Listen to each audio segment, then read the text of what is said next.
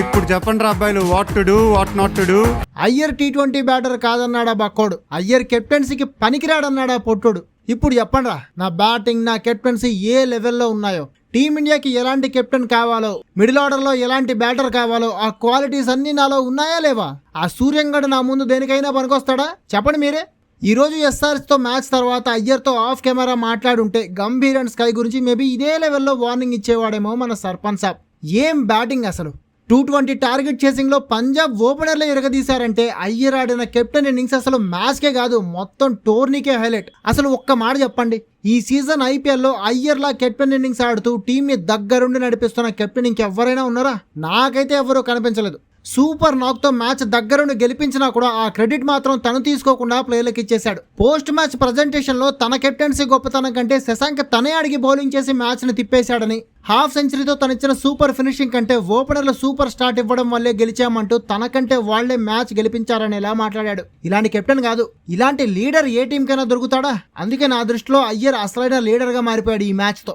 బాహుబలిలో Amarendra Baahubali level leader లాగా అనిపిస్తున్నాడు ఇంకా మాట్లాడితే.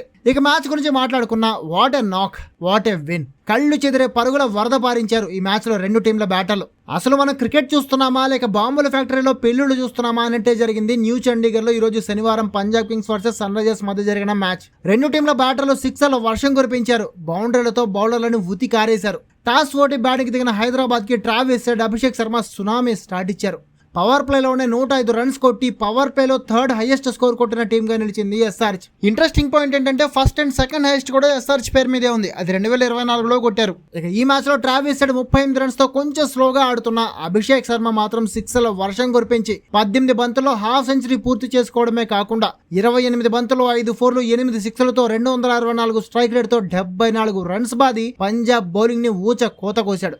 వీళ్ళిద్దరి బాధుడితో ఎస్ఆర్హెచ్ ఈసారి 300 మార్క్ అందుకుంటుందేమో అని ఫ్యాన్స్ అంతా ఆశపడ్డారు. కానీ అలాంటి టైంలో అయ్యర్ తన కెప్టెన్సీ బుర్రతో అదిరిపోయే స్ట్రాటజీతో శశాంక్ సింగ్ కి బౌలింగ్ ఇచ్చాడు. అయ్యర్ నమ్మకాన్ని కాపాడుతూ శశాంక్ కూడా రెండో ఓవర్లోనే ట్రావిస్ హెడ్ తో పాటు డేంజర్స్ అభిషేక్ శర్మని ఒకే ఓవర్లో అవుట్ చేసి ఎస్ఆర్హెచ్ కి సడన్ షాక్ ఇచ్చాడు. అక్కడి నుంచి సన్ రైజర్స్ స్కోరింగ్ స్పీడ్ తగ్గిపోయింది. ఇషాన్ కిషన్ 27, హెన్రీ క్లాసన్ 39, అనికేత్ వర్మ 18 పెద్దగా స్కోరు చేయలేకపోయారు. మిగతా బ్యాటర్లు అయితే డబుల్ డిజిట్ కూడా అందుకోలేకపోయారు. దీంతో ఎస్ఆర్హెచ్ 6 వికెట్లకి 219 రన్స్ మాత్రమే చేసింది. పంజాబ్ బౌలర్లలో శశాంక్ 2 వికెట్లు తీయడమే కాకుండా టైట్ బౌలింగ్ తో 3 ఓవర్లో 20 రన్స్ మాత్రం ఇచ్చి టాప్ బౌలర్ గా నిలిస్తే హర్షదీప్ కూడా 2 వికెట్లు తీసిన 50 రన్స్ ఇచ్చి బాధించుకున్నాడు. ఇక 220 టార్గెట్ చేసింగ్ అంటే అంత ఈజీ కాదు. పంజాబ్ గెలుస్తుందా లేదా అని ఫ్యాన్స్ అంతా టెన్షన్ పడ్డారు. కానీ ఓపెనర్లు ప్రియాన్ షర్యా, ప్రభ్సిమ్రన్ సింగ్ అదిరిపోయే ఓపెనింగ్ ఇచ్చారు పంజాబ్ కి. అభిషేక్ ట్రావిస్ హెడ్ ఓపెనింగ్ ని మించిన ఓపెనింగ్ ఇచ్చి బౌండరీల వర్షం కురిపించారు. సిక్స్ల సునామీ తెచ్చారు స్టేడియంలో.